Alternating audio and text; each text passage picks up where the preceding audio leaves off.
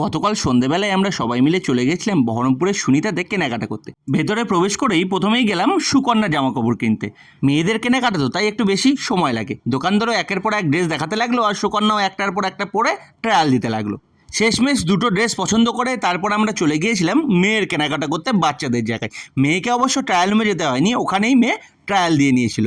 এরপর মেয়ের কেনাকাটা শেষ করে গেলাম ছেলেদের জায়গায়। আমার কিনতে তো বেশি সময় লাগে না, তাই একটা জিন্সের প্যান্ট এবং একটি জামা কিনে ট্রায়াল রুমে ঢুকে পড়লাম। প্যান্টটা জামাটা কিন্তু খুব ভালো ছিল। তারপরে নিলাম একটা টি শার্ট পরতে আর ট্রায়াল রুমে যাইনি, ওখানে দাঁড়িয়ে ট্রায়ালটা সেরে ফেলেছিলাম। সুনিতা মনমোহনী এই দোকানগুলোতে গেলে এক জায়গাতেই সব পাওয়া যায়। তারপরে আমরা বিল করে চলে এলাম যুবরাজে পাঞ্জাবি কেনার জন্য। ভেতরে প্রবেশ করতেই আমাদেরকে দিয়েছিল কোল্ড ড্রিঙ্কস, কারণ গতকাল ছিল গণেশ চতুর্থী, সেই উপলক্ষে এই ব্যবস্থা। এরপরে সব কেনাকাটা শেষ করে আমরাও বাড়ির পথে রওনা দিয়েছিলাম। বলতে ভুলে যাচ্ছিলাম, সুনিতাতে আমাদের একটা ডিনার সেট গিফট দিয়েছিল। আজকের মতো টাটা।